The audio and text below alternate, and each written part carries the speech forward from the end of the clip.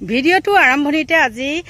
প্ৰথমে মই ল'ব লাগিব মুখ্যমন্ত্ৰী হিমন্ত বিশ্ব শৰ্মা যাতে সুস্থ হৈ উঠে আৰু কিয় সুস্থ হৈছে কি বেমাৰ হৈছে মই কম বাৰু নোকোৱাকৈ নাথাকো আমাৰ মামা প্ৰায় মানসিকভাৱে অসুস্থ হৈ গৈছে আৰু অসুস্থৰ আৰত আছে আমাৰ গৌৰৱ গগৈ আৰু গৌৰৱ গগৈ কাৰণেই তেওঁ হয়তো তেনেকুৱা মানে খেলিমেলিখনৰ সৃষ্টি হৈছে আৰু আপোনালোকে আশীৰ্বাদ কৰিব দেই মামা যাতে সোনকালে সুস্থ হৈ উঠে আৰু আমাৰ ব্ৰিজ বিলাক সোনকালে বনাব লাগিব নহয় জানো নমস্কাৰ বন্ধু বান্ধৱীসকল আৰম্ভ কৰিছো মোৰ অন্য এটি নতুন ভিডিঅ' আৰু আজি ভিডিঅ'টো হ'ল আমাৰ হিমন্ত মামাৰ অলপ অসুস্থ হৈছে যেন অনুভৱ হৈছে মোৰ ফালৰ পৰা আৰু সেইকাৰণে মই তেওঁক মানে কি কৰিছো আশীৰ্বাদ দিছো বা হেৰি কৰিছো যে তেওঁ সুস্থ হৈ উঠে আশীৰ্বাদে দিছো আৰু ভগৱানৰ ওচৰত সেইখিনি আৰু কিয় কৈছো জানেনে মই এতিয়া কওঁ শুনক সৌখিদিনা কালি পৰহি দেৰগাঁৱত যিটো ঘটনা হ'ল দিন দুপৰতে তাকো 10টা বজাত দেখিছে নহয় মতা মাইকী দুইটাকে এজনে পান পাৰি আছিল এজনে ভিতৰত কাম কৰি আছিল আৰু কেনেকৈ তেওঁলোকে মানে মাৰপিট কৰি কাটি কৰি থৈ গৈছে হয় না নহয় কিন্তু তেনেস্থলতো ইমান দিন দুপৰতে গুৱাহাটীখনতেই হওক বা য'তে ত'তে অকল মানুহক কটা মৰা এইবিলাকেই নহয় জানো আৰু এতিয়া আমাৰ মামায়ে কি কৈছে কি জানেনে বোলে এতিয়া খিলঞ্জীয়া লোকসকলক বোলে মাৰণাস্ত্ৰ দিব এটু কেনেকুৱা কথা আপোনালোকে নিজে কওকচোন এনে আজিকালি মাতাল হৈ থাকে মদ ভাং খাই পেলাই এনে মাতাল তাৰ ওপৰত আকৌ এইখিনি দিব নগাঁও হওক বৰপেটা হওক ধুবুৰী চুবুৰী এনেকুৱা কিছুমান এৰিয়াত মানে তেওঁ অস্ত্ৰ যোগান ধৰিব এটু কি ধৰণৰ মানে গছত গৰু উঠা হুলুঙাৰে কাণ খুচৰা ধৰণৰ কথা নহয় না বাৰু এইখিনিকে সম্ভালিব পৰা নাই যিবিলাক এতিয়া হৈ আছে দেৰগাঁও কথাটোকে বাৰু মই উদাহৰণ দিছো দেৰগাঁৱত যিটো দিন দুপৰতে হৈছে সেই দেৰগাঁৱত বোলে কি হৈছে সেইখন থানাৰ অন্তৰ্গত বহুত বাৰ পুলিচক মানে হেৰি কৰে খবৰ দিয়ে তথাপিও তেওঁলোকৰ কাণখাৰ নাই আৰু আজিলৈকে মানে যেতিয়া মই নিউজটো চাইছো তেতিয়ালৈকে দেৰগাঁৱত তেনেকুৱা ঘটনা 5-6টা হ'ল গতিকে সেইবিলাককে কন্ট্ৰোল কৰিব পৰা নাই আৰু যদি হাতে মানে এইবিলাক মাৰণাস্ত্ৰ তুলি দিয়ে তেন্তে হলে দেশৰ পৰিস্থিতি কি হ'ব বাৰু আৰু সেইটো কাৰণে কৈছো আমাৰ হিমন্ত বিশ্ব শৰ্মা মানসিক মানে ৰোগী হৈছে নেকি মানসিক ৰোগী জানে মানে লাগিছে মোৰ অকন কথাটো কোৱা ভুল হ'ব পাৰে দেই লৰালৰি কৰিছো আৰু একদম মোহে কামুৰি ধৰিছে মানে কামুৰি ধৰিছে না আগুৰি ধৰিছে গতিকে আপোনালোকে নিজে ভাবকচোন তেওঁ এইটো কি কথা কৈছে হা এনে বুহি নাচনি তাতে নাতিনিয়েকৰ বিয়া এনে মানুহ মাতাল হৈ থাকে তাতে এতিয়া তেওঁ বোলে আকৌ হাতে অস্ত্ৰ যোগান ধৰিব কেনেকুৱা ধৰণৰ কথা আৰু এইবিলাক আমাৰ এতিয়া কি হ'ল জানেনে প্ৰতিবাদ কৰিবলগীয়া হৈছে নহলে এই দেশ শেষ হৈ যাব আৰু কৈছিলো বাৰু এটা ডাকৰ বচন আছে যেতিয়া মানে হেৰি বামুনৰ হাতলৈ যাব দেশ সাৰখাৰ হৈ যাব গতিকে ঠিক তেনেকুৱাই হৈছে এতিয়া সাৰখাৰ হ'বলৈ গৈ আছে ইতিমধ্যে সাৰখাৰ হৈছে আমাক ব্ৰিজ কিখনে নুখুৱাই নহয় অকল ব্ৰিজ যিমানে ব্ৰিজ গুৱাহাটীখনত দেখিব যিমানে ব্ৰিজ সিমানে আপোনালোকৰ জাম আৰু দেখিছে সিদিনাখন চানমাৰীত কেনেকুৱা এটা ঘটনা হৈছে বা ৰুক্মিণী নগৰত কেনেকুৱা এটা মহিলা এগৰাকী দেখিছিল নহয় কেনেকুৱা ঘটনা হৈছে হয় না নহয় সেই মহিলাগৰাকী সাহসী কাৰণে তেওঁ থাপ মাৰি ধৰিলে আৰু তেওঁ হাতখন কি হ'ল জ্বলি গ'ল গতিকে আমাক ব্ৰিজে খুৱাবনে যিমানে ব্ৰিজ নবনাওক তেওঁ এইবিলাক নিজৰ মুনাফা আদায় কাৰণে তেওঁ ব্ৰিজ বনাইছে আৰু মানে কি আৰু মানে জনতাৰ লাভ হওক নহওক সেইটো কথা নাহে মুঠতে মোৰ পকেট গৰম হ'ব লাগে এইখিনিয়ে আছিলে আৰু তেওঁ যে মই কোৱা কথাটো মিছা নে সঁচা আপোনালোকৰ ওচৰত মই থাম্বনেইলত লগাই দিছো দেখিছেনে বাৰু তেওঁ কেনেকুৱা ধৰণৰ কথা কৈছে আৰু এইটো যদি আপোনালোকে মানে কি গ্ৰহণযোগ্য বুলি ভাবে নেকি হাতে মাৰণাস্ত্ৰ তুলি দিয়াটো আপোনালোকে গ্ৰহণযোগ্য বুলি যদি ভাবে বা নাভাবেও তেন্তে হলে আপোনালোকে কমেন্ট কৰিবলৈ নাপাহৰিব দেই মই কিবা ভুল কৈছো যদি একদম ক্ষমা কৰিব আৰু আপোনালোকৰ মাজলৈ অকমান এৰি দিছো ভিডিঅ' এটা চাওকচোন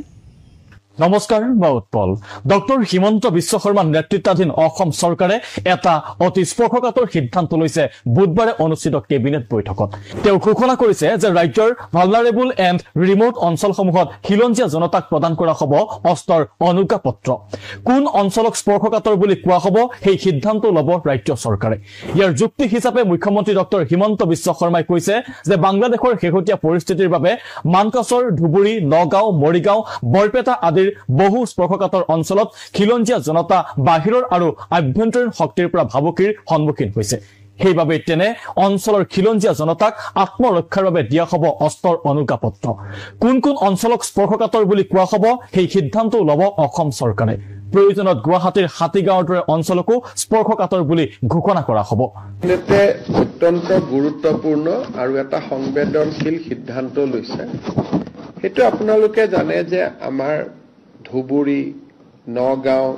মৰিগাঁও, বৰপেটা, সাউথ সালমাৰা, গোৱালপাৰা আদি বিভিন্ন জিলাত আমাৰ খিলঞ্জীয়া লোকসকলে, তাত যিহেতু আমি সংখ্যালঘিষ্ঠ, খিলঞ্জীয়া লোকসকলে যথেষ্ট নিৰাপত্তাৰ প্ৰশ্নত তেওঁলোকে সদায় সন্মুখীন হৈ থাকিব লাগে। বিশেষকৈ বাংলাদেশৰ হোৱা ঘটনাৱলীৰ পৰিপ্ৰেক্ষিতত তেওঁলোকে বাংলাদেশৰ ফালৰ পৰাও আক্ৰমণৰ বলি হ'ব পাৰে আৰু নিজৰ গাঁওখনতো আক্ৰমণৰ বলি হ'ব পাৰে। সেই পৰিপ্ৰেক্ষিতত আজি কেবিনেটে সিদ্ধান্ত লৈছে যে আমাৰ অসমত এনেকুৱা যিবিলাক ভালনাৰেবল এৰিয়া আছে তাত খিলঞ্জীয়া জনসাধাৰণক আৰ্ম লাইচেন্স দিয়া হ'ব। আমি তেওঁলোকক আৰ্ম লাইচেন্স দিম, তেওঁলোকে যাতে কোনোবাই যদি ভাবে যে মই বন্দুক কিনিম বা মই আগ্নেয়াস্ত্ৰ ৰাখিম, তাৰ কাৰণে আজি আমি এটা স্কিম এনাউন্স কৰিছো, special schemes for grant of arm licences to original inhabitants and indigenous Indian citizen in vulnerable and remote areas of Assam.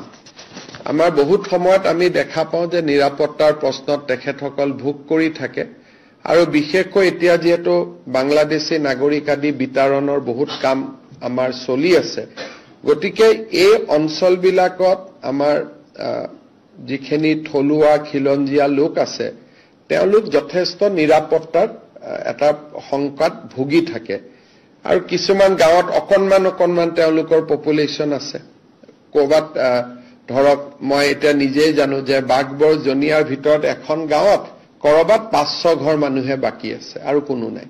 গতিকে এতিয়া সেই মানুহখিনিৰ কোনোবাই যদি চৰকাৰে বন্দুকটো কিনি নিদিয়ে, কিন্তু কোনোবাই যদি লাইচেন্স বিচাৰে আমি তেওঁলোকক উদাৰভাৱে লাইচেন্স দিম যাতে তেওঁলোকে নিজৰ ৰক্ষণাবেক্ষণ কৰিব পাৰে।